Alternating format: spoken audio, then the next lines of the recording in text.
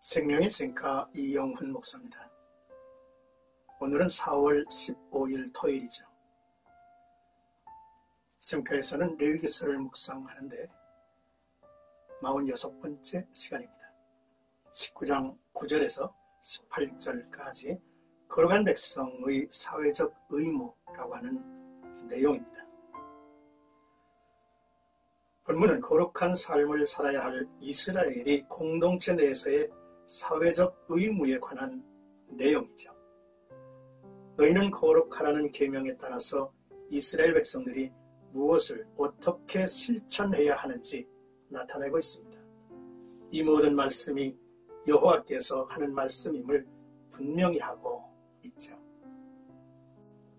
먼저 9절에서 10절까지는 땅에서 곡식을 거둘 때 이웃을 생각하라 라고 하는 내용입니다.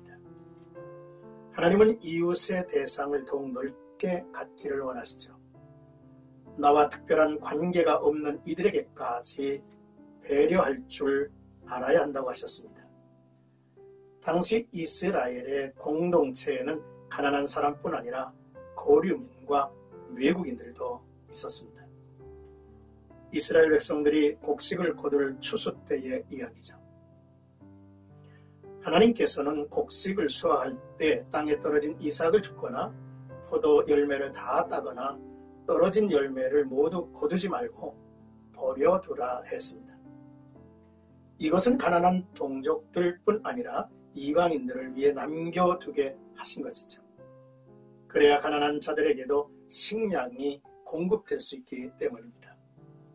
곡식이나 포도의 열매를 하나도 남기지 않고 모두 거두어 드리는 것은 이웃사랑도 아니며 거룩한 삶도 아닌 탐욕이며 곧 우상숭배가 될 것이라는 말씀이죠. 거룩하신 하나님의 백성에게 탐욕스럽고 인색한 삶은 합당하지 않습니다. 하나님의 거룩한 백성으로 실천해야 할 기본적인 태도는 나 외의 모든 사람을 이웃으로 삼고 배려할 수 있어야 한다는 것이죠. 11절에서 16절까지는 사랑하는 좋은 이웃이 되라 라고 하는 말씀입니다. 이어서 하나님께서 이스라엘에게 공동체 간의 규례에 대해 말씀하시죠. 그리고 공동체를 위한 규례마다 나는 여호와니라 라고 여러 차례 말씀을 하셨습니다. 이는 이 명령의 중요성을 강조하는 것으로 하나님의 명령이라고 하는 인침이기도 하죠. 그 첫째는 정직하라는 것입니다. 제8에서 10계명의 말씀을 포함하고 있죠. 너희는 서로 도적질하지 말며 서로 거짓말하지 말며 내 이웃으로 거짓 맹세하여 여호와 이름을 욕되게 말며 남의 재산에 대한 탐심이나 거짓 주장하지 말라고 엄히 명령을 하셨죠. 둘째, 착취하지 말라 했습니다. 너는 내 이웃을 억압하지 말며 착취하지 말며 품꾼의 싹을 아침까지 밤새도록 내게 두지 말며 너는 귀먹은 자를 저주하지 말며 맹인 앞에 장애물을 놓지 말고 내 하나님을 경외하라. 나는 여호와니라 라고 하셨습니다. 힘을 가진 자들이 부정직한 거래를 하거나 약한 자를 위협하여 착취하는 일은 없어야 하죠. 품삯은 노동자의 삶을 위해서 보장되어야 합니다. 장애인들의 장애를 이용하여 탐심을 채우는 일은 없어야 한다는 것이죠. 하나님의 명하시는 말씀입니다. 하나님을 경외하라. 하나님을 두려워하며 진정으로 하나님을 섬기는 자가 되면 감히 탐욕으로 착취할 마음을 품을 수가 없기 까닭이죠. 그래서 하나님을 경외하라고 명령을 하신 것입니다. 셋째, 법정에서의 공의가 세워져야 한다고 하셨습니다. 너희는 재판할 때에 불의를 행하지 말며 가난한 자의 편을 들지 말며 세력 있는 자라고 두둔하지 말고 공의로 사람을 재판할지며 라고 하셨습니다. 재판관이나 증인이 공의롭고 공평해야 합니다. 법조인들은 소송 당사자 간 이해관계가 있다면 그 자리에서 내려와야 하죠. 법의 해석을 짜내서 자기가 원하는 대로 판결할 수 있다고 해서 하나님과 대중에게 인정받을 수는 없는 일이죠. 사람은 누구나 하나님의 심판대 앞에 서야 할 존재들임을 우리는 알아야 합니다. 또한 너는 내 백성 중에 돌아다니며 사람을 비방하지 말며 내 이웃의 피를 흘려 이익을 도모하지 말라. 나는 여호와니라 라고 하셨습니다. 비방, 즉 험담 또는 뒷담화, 뒷공론을 퍼뜨려 사람을 넘어뜨리고 짓밟는 행위에는 저주받을 일이죠. 확인되지 않은 말을 거침없이 쏟아놓고 아니면 그만이라고 말꼬리를 돌려댑니다. 무슨 제보를 듣고 받았다 해도 확인되지 않는 일이고 그 일을 동일하게 믿는 것이 아니면 입을 다물어야 합니다. 그렇지 않으면 당신의 주장이 되어서 심판을 받을 것이기 때문이죠. 넷째로 내 몸과 같이 사랑하라고 하셨습니다. 거룩한 삶은 내 이웃을 내 몸과 같이 사랑하라는 모든 율법의 강령에서 이루어지고 온전케 되는 것이죠.